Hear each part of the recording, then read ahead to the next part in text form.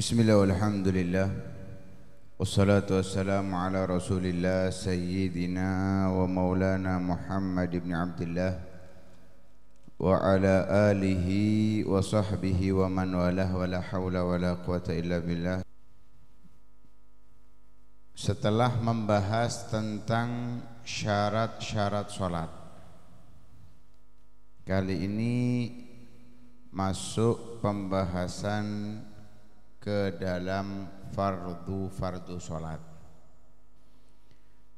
atau biasa disebut dengan arkanus sholah. Tapi kita belajar di dalam kitab Risalatul Jami'ah disebut dengan furudus sholah. Artinya persis sama, nggak ada bedanya. Karena kalau kita mempelajari dalam ilmu fikih di awal pembahasan tentang ahkamul Islam, hukum-hukum Islam itu diantaranya disebut yang pertama adalah al-fard. Fardun jamaknya furudun. Secara bahasa diartikan an-nasib wal lazim, bisa diartikan bagian. Karena itu ada ilmu yang disebut dengan faraid. Ada ashabul furud, orang-orang yang mendapatkan bagian yang ditentukan oleh Allah dalam bab warisan. Karena itu dinamakan farad, itu bisa diartikan nasib, bagian, atau lazim, suatu keharusan. Secara syariat ma talabahu syari' talaban jaziman, apa yang diperintahkan dituntut oleh syariat dengan tuntutan yang kuat, nggak ada dalil yang melemahkan tuntutan tersebut. Kalau sunnah talaban ghaira jazim, nggak paten, artinya ada riwayat-riwayat hadis dari Nabi yang menunjukkan boleh ditinggalkan perintah tersebut, maka hukumnya menjadi sunnah. Lah kalau wajib fardun itu dituntut, gak ada dalil yang menunjukkan boleh meninggalkannya, artinya harus dijalankan, itu namanya fardun. Lah ketika kita mempelajari itu ada muradafahnya, persamaan kata. Persamaan katanya fardun itu ada 5, di antaranya yaitu al-arkan, ar-rukun illa fil hajj, rukun kecuali di dalam bab haji. Dalam bab haji rukun kalau dengan fardu sama, tapi dengan persamaan fardu yang lain yaitu wajib itu beda. Di dalam haji itu ada arkan, ada wajibat, ada sunan. Kalau rukun nggak boleh ditinggal. Kalau wajibat ditinggal dosa, kalau sengaja nggak dosa, tapi kena dam. Kalau sunnah dilakukan boleh, ditinggalkan nggak boleh. Nah kembali ke dalam pembahasan sholat, rukun dan fardun di dalam sholat itu sama. Jadi mau pakai arkanus sholah boleh, pakai furudus sholah juga boleh. Lah pembahasan sholatnya sudah kita pahami bahwa sholat itu muftatahatun bitak agwalun wa af'alun, muftatahatun bitakbir wa muhtatamatun bitaslim ghaliban. Salat itu adalah ucapan-ucapan dan perbuatan-perbuatan yang diawali dengan takbiratul ihram, ditutup dengan salam. Nah, perbuatannya sudah kita hafal. Kita berdiri, takbiratul ihram, Fatihah, ruku, sujud dan seterusnya. Diawali dengan takbiratul ihram, diakhiri dengan salam. Di situ kalau kita pelajari fikih ada kalimat ghaliban, umumnya sholat itu ada aqwalun, ada af'alun, ada perbuatan dan ada ucapan. Terkadang karena namanya biasanya umumnya, terkadang ada sholat tanpa ucapan, hanya perbuatan tok. Seperti apa? Orang bisu sholat, jenenge wong bisu, ya gak metu huruf blas, wis pokoknya sholat. Terus gak wajib sholat, tetap wajib. Orang yang gak wajib sholat itu hanya kalau gak bisa mendengar dan melihat, tidak bisa mendengar dan tidak bisa melihat. dari sejak bayi. Kenapa? Nggak mungkin bisa belajar. Oh, mulai bayi wis gak krungu, wis gak iso ndelok. Padahal bayi itu pertama belajar dari pendengaran. Karena itu lahir sunah diadzani, duduk disetelno orkes. Ya, diadzani, kemudian dibacakan ayat-ayat Al-Qur'an. Entah itu surat Al-Ikhlas, Al-Mu'awwidzatain, Al-Falaq, An-Nas, atau apa?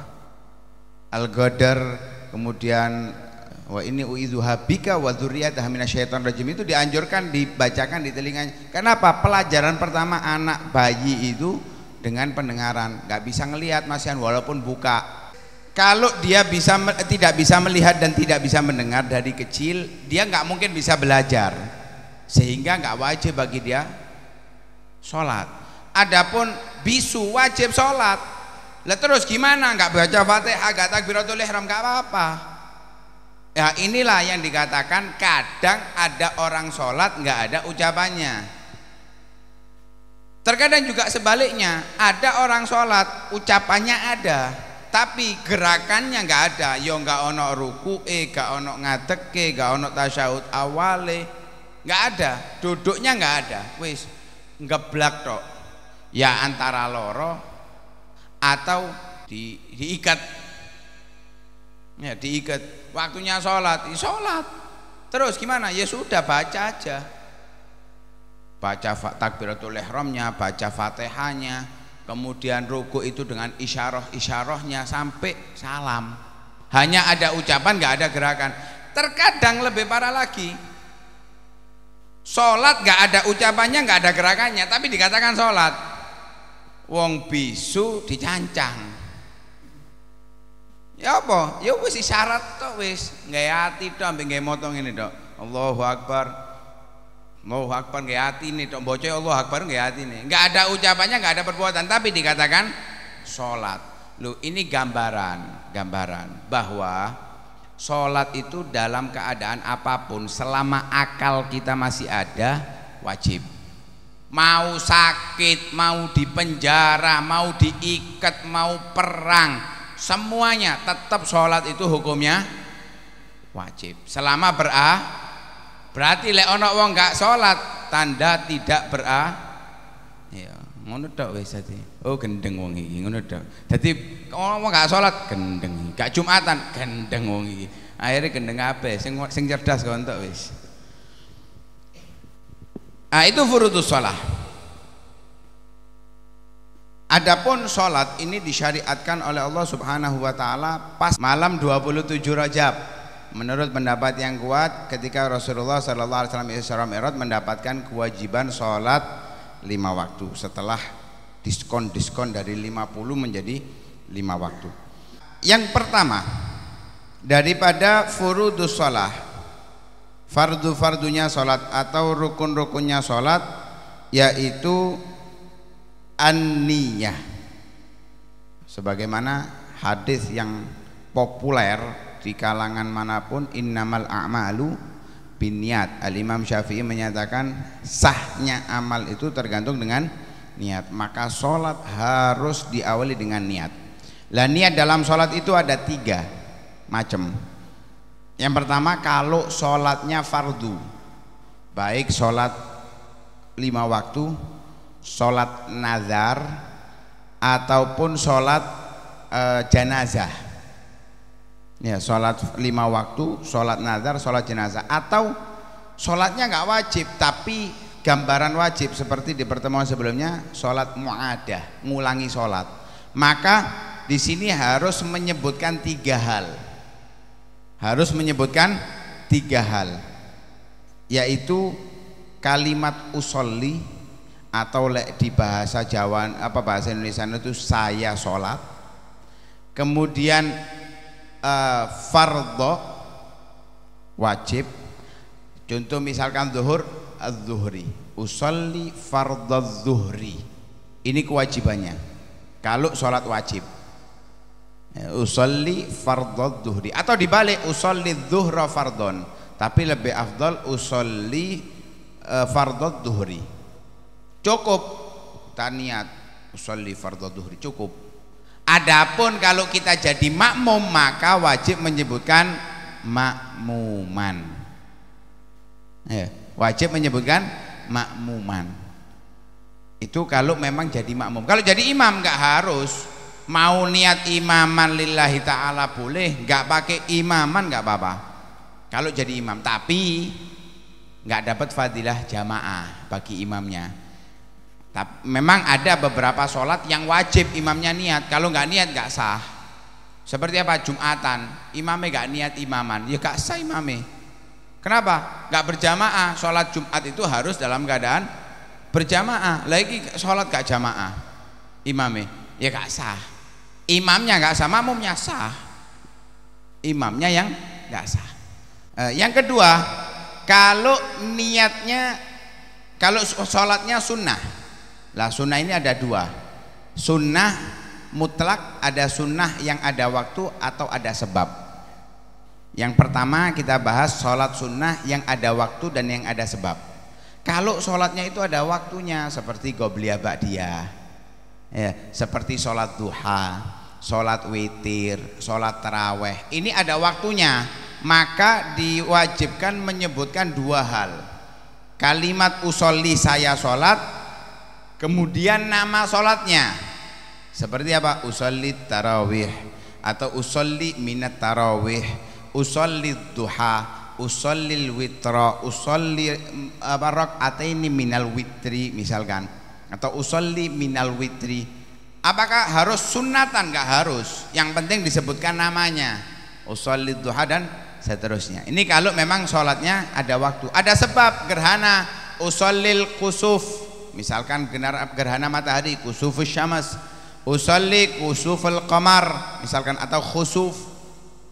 Ini kalau sebab. Jadi harus dua, harus mengatakan usolli atau saya sholat, kemudian nama sholatnya. Yang ketiga, kalau sholat sunnahnya itu sholat sunnah mutlak, nggak ada waktu, nggak ada sebab, nganggur, daripada aku nganggur tak sholat sunnah wis, maka cukup usolli, saya sholat, selesai, cukup itu, nggak perlu namanya. Karena apa? Nggak ada nama sholat sunnah mutlak. Nah modelnya opo sholat sunnah? Terserah kita nganggur sholat, seperti Imam Ali Zainal Abidin setiap malam 1000 rakaat, itu sholat sunnah mutlak. Loh, itu kan tahajud itu lek tangi turu sholat, mau sholat witir, mau sholat ba'diyah, itu namanya tahajud. Ini kita sudah tidur misalkan, mari maghrib mang atau mari isya mang turu, sekarang bangun sholat apa? Sudah sholat isya kita, sholat sunnah ba'diyah, itu sudah tahajud. Pokoknya kita bangun tidur sholat sunnah, yang kita lakukan itu jadi tahajud, bukan nama usolli sunnatat tahajud, nggak ono. Sholat yang kita lakukan di waktu malam setelah kita tidur dan setelah sholat isya itu namanya sholat tahajud. 1000 rakaat Imam Ali Zainal Abidin. Imam Junaid, ya, Sayyidut Taifah, itu beliau di pasar 300 rakaat, ya, sholat 300 rakaat. Al-Habib Abdullah bin Al-Haddad itu setiap pagi 200 rakaat. Nah, itu namanya sholat sunnah mutlak. Cara sholatnya gimana? Ya cukup mengucapkan usolli, selesai. Ya, saya sholat. Lah itu dibarengkan saat takbiratul ihram. Dibarengkan dengan saat takbiratul ihram. Insyaallah akan kita lanjut di pertemuan selanjutnya. Wallahu a'lam bishawab.